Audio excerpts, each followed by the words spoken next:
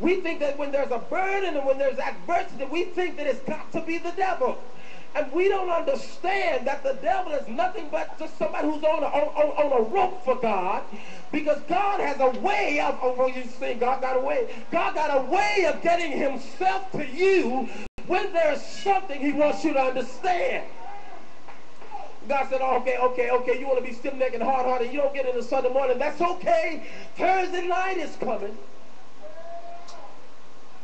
Yeah, I know how to get your attention. Oh, you missed it Thursday night. That's all right. That big head boy of yours that you give birth to, Friday is coming. I know how to get your attention. And so we spend too much time running away from the very place that God is calling us to. Because when you really begin a walk in God, and I'm talking about a purposeful walk of destiny, because when you come to the place of understanding that you are not going into the kingdom just to be a Sunday school teacher, you're not going into the kingdom just to be a singer, just to preach to somebody. You by yourself and the life of Christ in you ought to be a radiating light to somebody. You ought to be salt and light in a dark world that's in need of a real Jesus. And we have come from a generation, and the real truth of the matter is, we, this church, we have raised a generation that knows not God.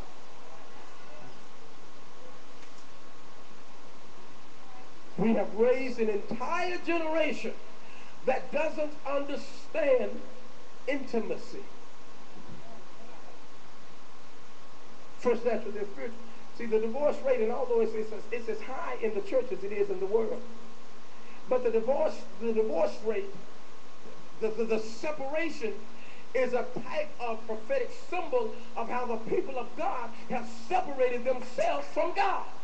There is no intimacy.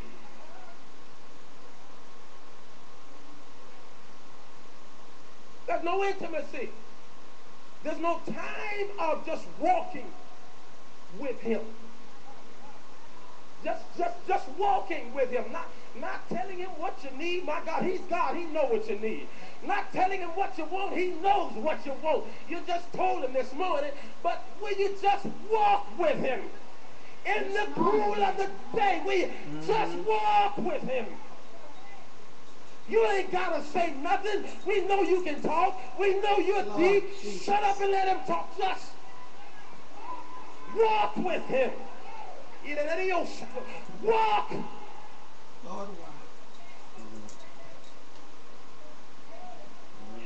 Enoch was more concerned with just the opportunity of being in the presence of God than getting anything from God.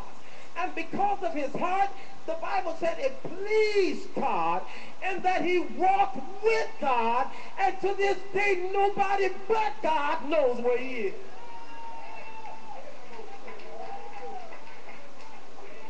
I don't know about you, but myself, I'm sick and tired of church and church folk as usual.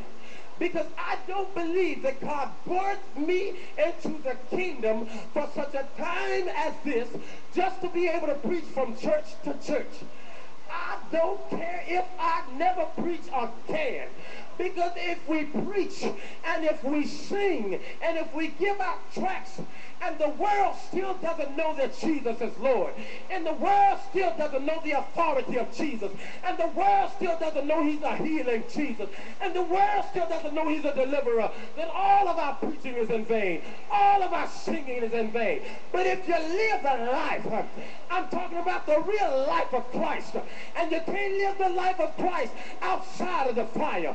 You got to go in the fire sometimes. You got to go and let God do some spiritual operation on you. You got to stop running from the heat. You got to be able to take a licking and keep ticking. You got to be able to stand still and see the salvation.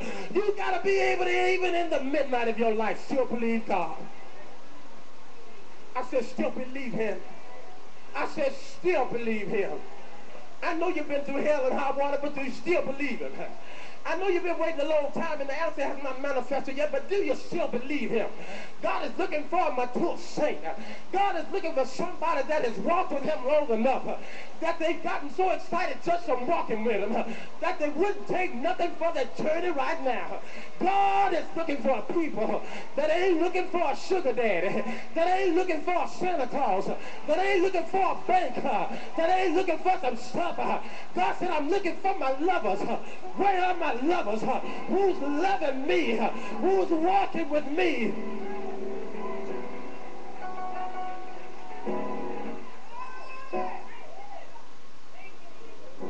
God is talking in a mature voice to a mature church.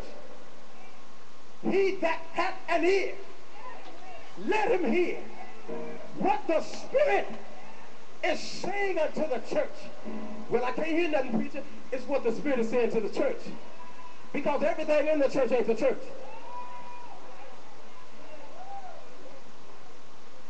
So I thank God for what he's doing and about to do into a greater measure in your life. Because there is a need in the music ministry. People don't understand the importance of music, but the enemy understands the importance of music. And it's time for the church to come to another level of intelligence. We got to quit shouting and being ignorant. We need to understand the strategies of God. And you can't get the strategies of God always bumping your gums. You got to get somewhere in a quiet place and ask the Lord to speak to your heart and give you revelation of what the enemy is saying. Oh, the church several months ago, music is an integral part of our walk in God. Very significant. And because we understand rhythm.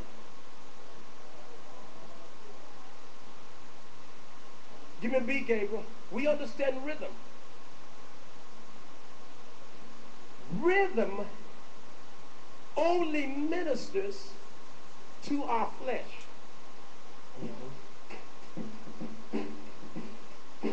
You sitting right there with your Holy Spirit trying not to move. You know it's even in your culture.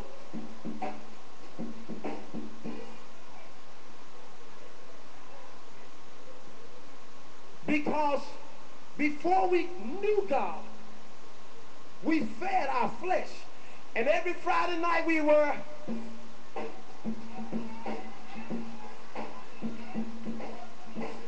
every Saturday night we were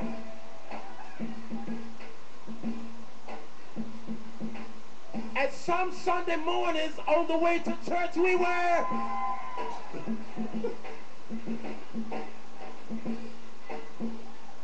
and then we got to, and this is where we believe God has flipped the script on us now. Now, because praise is wonderful, praise is introductory, praise is enticing, praise is the invitation, but it ain't the meal. And so now we've done this all the way to church. And we get to church, and brother says, lift those hands and let's worship. Give me a chord, just a couple chords. And so now we're lost. We're waiting for him to... But he's not doing that. He's just... And we're lost. Because now we got to get intimate. We don't know intimate. We want to move. Our flesh want to take authority. Because that's what we've been feeding. Our spirit is malnourished. Our spirit don't know nothing about... Our spirit don't know nothing about... Lord, I lift your name on high. Our spirit don't know nothing about amazing grace.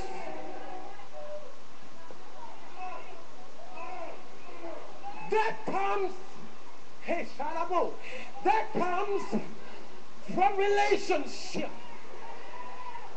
And I'm not talking about with a 40-voice choir. I'm not talking about with a 2,300-member church. I'm talking about when you're riding around in your Range Rover with your hands lifted up. Because you understand that he calls us out of the fire, but he calls us in the fire. And it's necessary. Tell your neighbor the fire is necessary. It's necessary. Why is that fire necessary? Because there's some stuff in me that I thought I knew.